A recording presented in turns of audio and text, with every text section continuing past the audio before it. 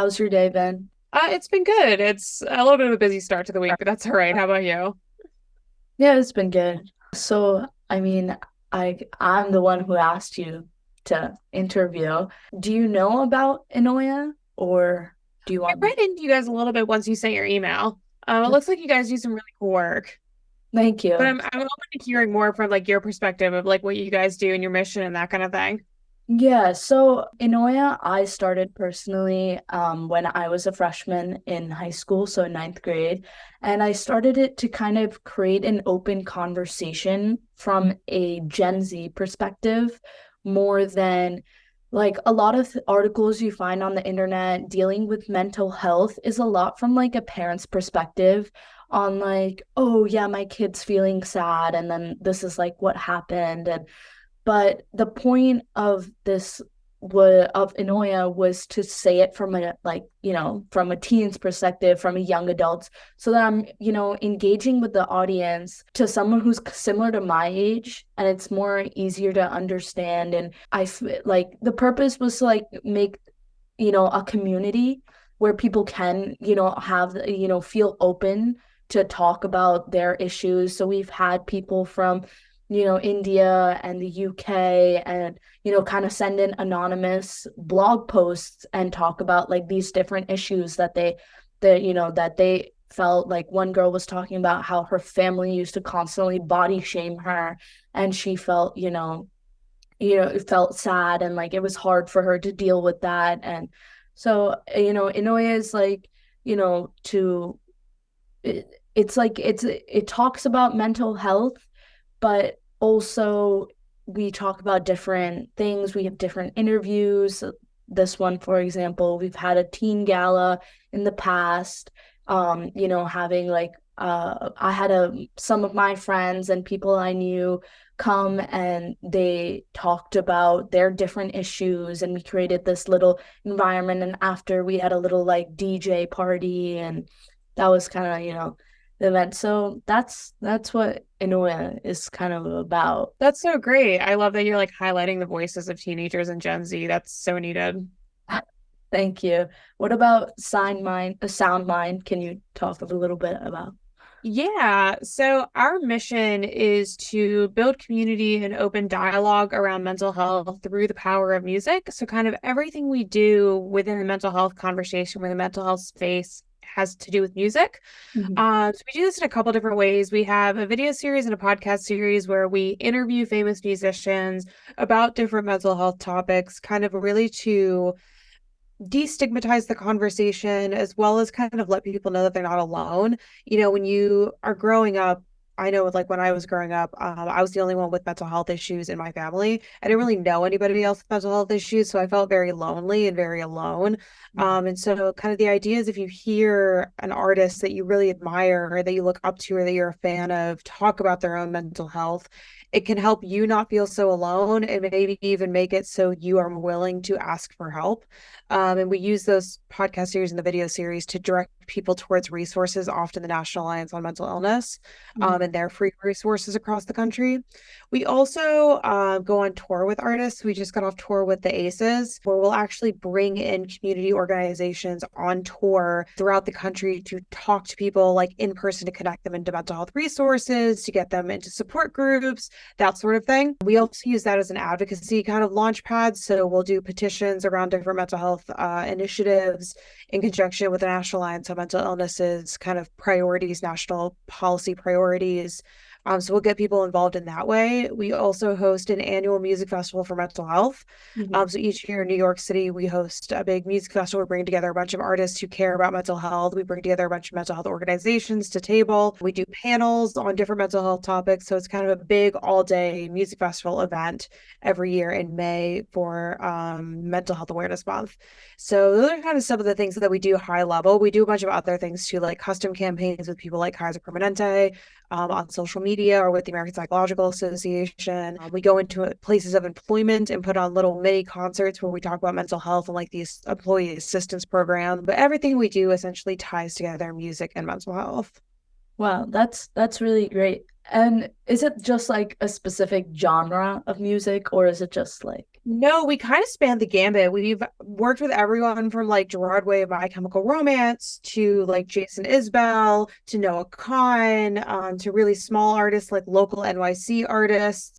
We're really kind of all over the board. We worked with almost every genre I think out there, really to just be able to reach a broad variety of people, you know? Yeah, which is great. Like for me personally, I love to listen to music, and music is the one like way I like to de-stress and like, something that's I think I have a little bit of an issue to listening to too much music, but I'm always listening to music, and it just kind of calms you down. It gets you like in a groove. It like I don't want to say the word escape, but like, the way like certain songs make you feel like an escape from like reality and stuff like that. So that's really great of, combining Yeah, this. I think a lot of people use music to like navigate their feelings, and a lot of people use music as like a language in which to communicate their feelings. It's kind of the universal language, which is why we kind of do what we do. Our executive director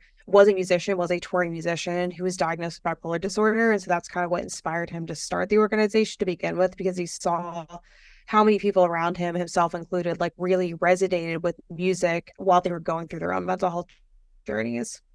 Yeah, for sure. I mean, like we for Eunoia, we did a little like we did 1 month talking about this connection with music and like how it helps you. Like so, I mean, I got the inspiration. I went to Drake's concert in July, and because of that, going to being at the concert and everything, and just being there and like listening to his music live, I kind of wanted to bring that to Eunoia, and I was like, it's great to just listen to music and de-stress and like really connect. And I'm so like I'm really fond of what you guys do, so That's I'm glad awesome. that we can have this conversation. So can you tell us about like this journey that Sound Mind, like how it started and how it got to here today? Yeah, so like I said, our executive director was a touring musician with bipolar disorder. That's kind of why he wanted to start this organization. We started, I think, 2019. I came on board in October of 2020. So I'm the first programs manager the organization's had. And originally, a lot of what we were doing was like live event tabling, like tabling at concerts. And then the pandemic happened. And Yeah. so we got a couple of big grants to build out our digital programming. So like that video series, that podcast series, all of our social media campaigning, like we got a bunch of grants that kind of covered that work throughout the pandemic. So during the pandemic, we were doing a lot of that and a lot of like live streamed events. So we would do like these panels that were live streamed with different artists. We would put on our music festival for mental health, but it was like a drive-in. I think in 2021 it was a drive-in Mhm. in Los Angeles. And so we would do these big live kind of streamed events during the pandemic, and we would do all this digital programming. And then when the pandemic started kind of waning down, that's when we really started getting back out on the road with artists. We started doing live tabling at concerts. We started doing tabling at festivals. We've been at Newport Folk Festival. We've been at Sad Summer Festival. We've been at Afropunk this past year. That's really when we start kicking up our in-person programming again. And so now we kind of balance the two. We have our digital programming, we have an in-person programming. And that's kind of how it built up over time. Because we did start like right before the pandemic happened. Yeah. So, I mean, that's pretty interesting navigating like through the pandemic and still being able to reach out to a community. And especially during that time, like everyone's locked into their house, like during the pandemic, everyone's locked into their house. And I think I also was like feeling like, oh my God, like I'm getting so bored. Like I've not met anyone. And like, so to the fact that you guys still continued, talking about mental health and using music and stuff like that during the pandemic is great. Like, I don't know, but I mean that's I pretty. think it was such an important time because mental health issues like spiked so high during the Yeah, pandemic. Like, so many more people had depression issues, anxiety issues that just had never experienced it before. So I think exactly. talking about the mental health kind of throughout the pandemic was really important, which we kind of recognized. And so, yeah, we tried to do our best to kind of continue to put out programming that people could relate to, that people could access resources through, that sort of thing. Yeah, which is okay. So then, like doing this, what are like some of the like toughest challenges Sound Mind has like faced in terms, because I mean the work you've done is like tremendous. So there's definitely some battles that you've had to go against. So Yeah, working with artists always comes with its own set of challenges in terms of just scheduling and getting people into programming, and making things work with artists like very hectic schedules. yeah. So that's oftentimes what I'm juggling is doing that sort of thing. But also just like building a community. We have a really strong community around Sound Mind these days. We do a lot of community, like free community events in New York City, like sound baths and little like mini concerts that are mental health themed. Mhm. But it took us a while to build up that community of people who really do like keep coming back to our events and we have a WhatsApp group of like 100+ people who like talk about mental health in the group, and just like building that community I think took us a little while. This is the first year I think we're really like we feel that community kind of consistently Mhm. throughout our programming, not just during the big points of the year like during the festival, Mhm. but like throughout the year, we're really connecting with people, and it's really kind of feels grassroots and community oriented. And I think that took a while to build up, but it's really great now. It's really great that we do these ongoing event series in New York City, and we're hoping to expand those to other cities kind of as we grow bigger. We're a really small team. There's really only two of us that work full time. It's me and the executive director, and then we have a part-time social media manager and a couple of volunteers that make up our core staff. And Mhm. then we have a network of over 200 volunteers that come in for events or for other things. And so we're really, really small, but we're mighty. And so that's been really cool to see kind of the organization grow, despite the fact that we are very small in terms of staffing. Yeah, for sure. I mean, that's like for Eunoia, like fine, like our community is very online based. It's not very in person yet. I'm still working on like, doing events and stuff, but most of our like we have a very diverse community because a lot of the people are, based in India or South Africa, and so like for Eunoia, like that, you don't, I mean, feel the community as much as you do in person. And, I definitely think like down the line, like when we do it, it's something that would be great. So how do you like choose the right artists and influencers to partner with and talk? Like what's that process like? Yeah, and so we have relationships with some artists that like I worked in the music industry before I became a social worker. Obviously, my boss did too. And so there's some people we just have connections with from like our past lives. Yeah. That's how the organization kind of started. And then, we really looked to see what artists are talking about mental health, which Mhm. ones are activists around mental health, which artists are like willing to share. Mhm. Sometimes we reach out directly because we see an artist, is talking really candidly about mental health, and we're like, we think they'd be great for programming. Sometimes we work with management companies we know or PR companies to identify artists who maybe haven't talked about mental health yet but want to, and we help give them a platform in which to do that. And so Mhm. there's like a bunch of different ways that we find artists and get connected to artists and choose artists for our different programming. Mhm. And different programming requires different things, like our video series with Billboard Magazine, and those artists are a lot, bigger and more famous than Yeah. maybe our podcast artists or artists we do social media campaigns with. And so it depends on like what we're doing as to what type of artist we're going for. But Mhm. that's generally how we find them, is either through personal connections or we cold reach out because we know the artist is a mental health advocate, or we work with PR or management, to identify artists who need a platform. Okay, which that's great. So, what's like the most notable event that has happened in Soundmind, or your favorite event in Sound? Yeah, I think it's our annual music festival, and last year was the biggest one we've had yet, several thousand people. It Oh, was also completely free to the community, which was really awesome. It was the first year we got to hold it for free. So it was really easily accessible. We had people who were struggling with homelessness or unemployment that were able to attend the festival, which was really great. Iron and Wine headlined. We also had Langhorne Slim, which is a really good friend of the organization, play. Pom Pom Squad, which actually my sister went to high school with me, Barron, so that was really cool. A bunch of different artists. We had 4 panels. So panels on mental health in the LGBTQ community, panels on mental health in the Black community, panels on the importance of having lived experience when talking about mental health, that sort of things. We had a bunch of different panels. We had I think 30 mental health organizations that were part of a coalition advising the festival, 5 or 6 of which actually tabled on site at the festival. Mhm. So it's really big like success, even though it actually rained all day. Oh, really? So people came out anyway, like people came out to dance and party, and talk about mental health, even though it was pouring rain like all day long, which is such a cool thing to see. Yeah. And so I'm really excited this coming year. We'll host it again. It'll be the 6th annual music festival for mental health that Sound Mind puts on. So I'm really excited to see what we do. And you guys are based in New York? Yeah, we're based in New York City. Okay, yeah, I definitely have to, come and check it out. Yeah, I'm from New definitely. Jersey, so Oh, yeah, nice. just like a train ride away.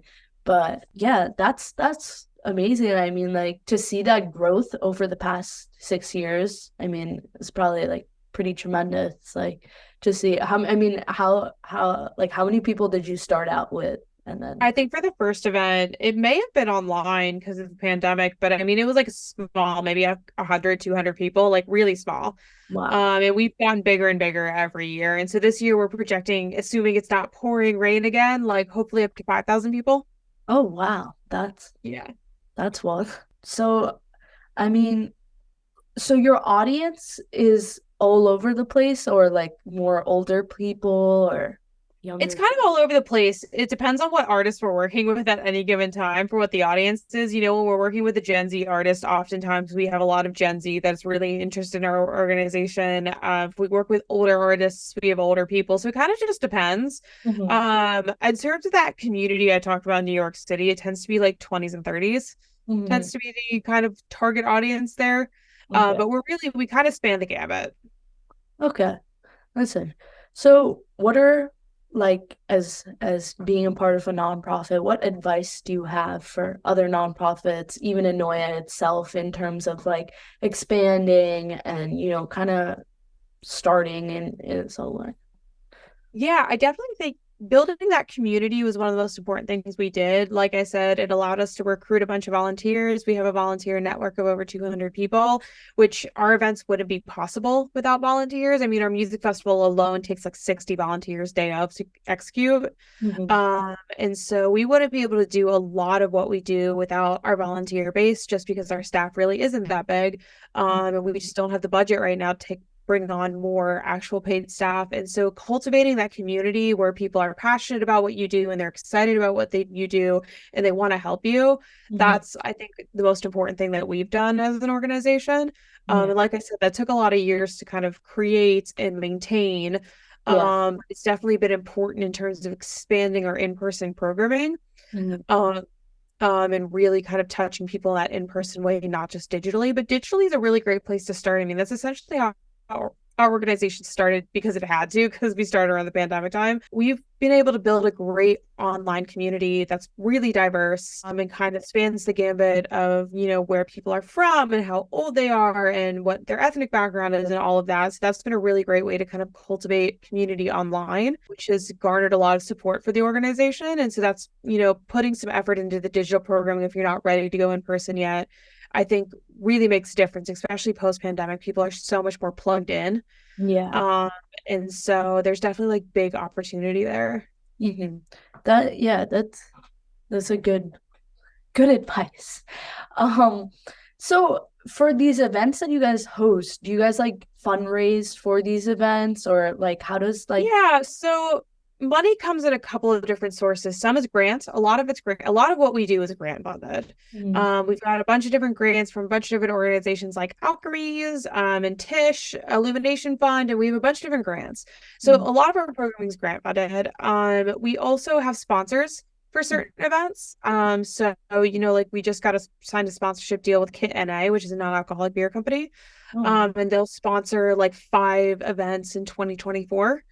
And so sometimes we'll have sponsors come in and fund events. We also raise money. We'll do $1 per ticket add-ons to artist tours. The Aces did that. So we raised, about $15,000, $16,000 doing that with the Aces. So we kind of have a lot of different fundraising revenue streams that fund these events. okay. So to get like these sponsors, you reach out or they reach out? Like, how does that? We did have a partnerships director. Now my executive director does it. But it kind of goes both ways. Sometimes we will reach out to an organization to talk about sponsorship. Other times an organization will reach out to us and be like, we want to sponsor, the music festival or some smaller events or whatever that may be. Mhm. So it kind of just depends. Goes both ways. Okay. And so now taking it back to mental health. So mental health is a very sensitive topic for a lot of people to talk about.